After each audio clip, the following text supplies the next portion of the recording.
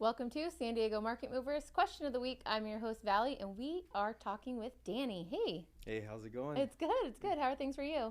It's going well. You know, Good. the interest rates are moving and Yeah, it makes people things are, fun. are, Keeps are it opting interesting. out. Some people are Yeah. opting in, and that's what we're here to talk about, right? Yeah, exactly. So our question this week is San Diego currently in a buyer's market?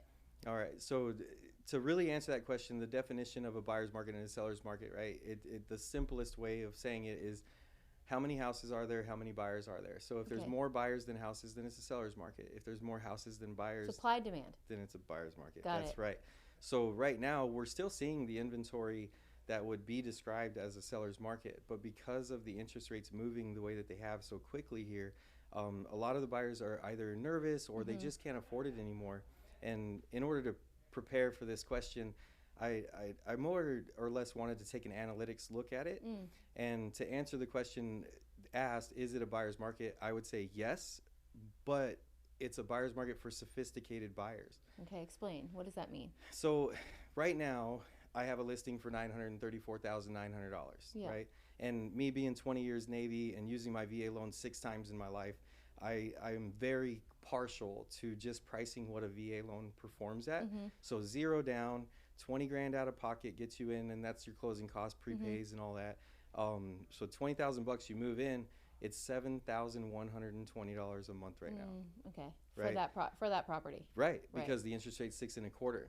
If you roll back 6 months ago, interest rates were 4.25. At that price, we're looking at $6,050 a And at month. some point they were in the two. And at 2.25, Yeah. it was right below $5,000 a month. Right. So a year ago, you buy the same house for $935, it's $5,000 a month. Today, you buy it at $935, it's $7,200 a month. So you're thinking, what's the deal? Most people want to shop for their budget, right? And most people budget monthly. So this $2,000 discrepancy in the last year on this property in particular is affecting it because you have your first-time home buyers, you have your people that aren't moving equity that are coming in and saying, Right. wow, I have to finance it all, Yeah. $7,000 a month? Yeah.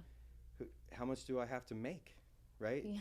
In order to qualify for that, It's true. I've got to make before taxes Yeah. about $18,000 a month, Right. right? So who's got a household with $18,000 a month, where if you roll it back to before, they only had to make $13,000 a month, which now you're talking about two $70,000 a year jobs. So when you say sophisticated, you mean something like maybe a double income household that has kind of well off.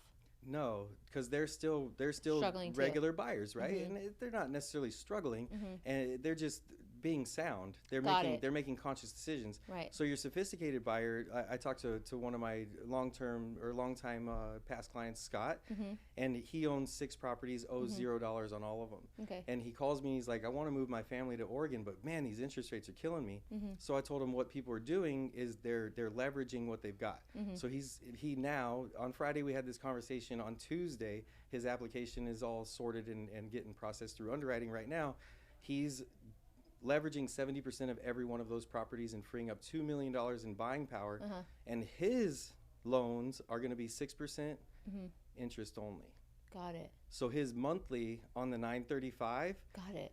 I see what you're saying. he could buy the 935 house now and rent it out for $4,000, $5,000 a month because the neighborhood is really awesome. But he'll only have to pay $3,000 a month. Yeah, and the whole point of paying principal is to pay it down over time. But if you're expecting to refi in a year or two, then what's the point of paying principal? Because the value is just going to go up. This is a sophistication. I love it's like mortgage planning, real estate planning. Right. It's not a one-step process. Right. So Scott can literally take what he has, borrow against that, buy this, cash flow it, and now he's got one more property on his portfolio, and he increased his portfolio by $1 million. I think this starts conversations and gets people thinking, gets their wheel rolling. Right. And right. you're the one to do it. I mean, So the next this is sophisticated detail. buyer, let me tell you the next one, because this one is the heavy one. This one was where you want to go out and talk to your aunts, your uncles, your mom, your dad, anybody who's holding enough stock that they can comfortably margin borrow. These margin loans right now are 3.5 to 4.5%. Yeah, way better. So than a if mortgage. if my kids come to me and say, "Hey, Dad, you've got X amount, I need Y amount, right? And it works that I'm not over leveraged, that I lose it all, right? Because you can lose it all in margin. So I would literally take a margin loan so that they could buy a house. That makes sense. And then they can just pay the margin loan instead of the mortgage company. Oh, God. You have so many good ideas. I Sophisticated could talk to you for hours. Buyers. This is great. The sophisticated buyers Sophisticated buyers market. Love it. Well, thanks, Danny. Well, thanks for having me. You're awesome. So much information. I appreciate it. Thank you. Thanks, guys, for watching. All right.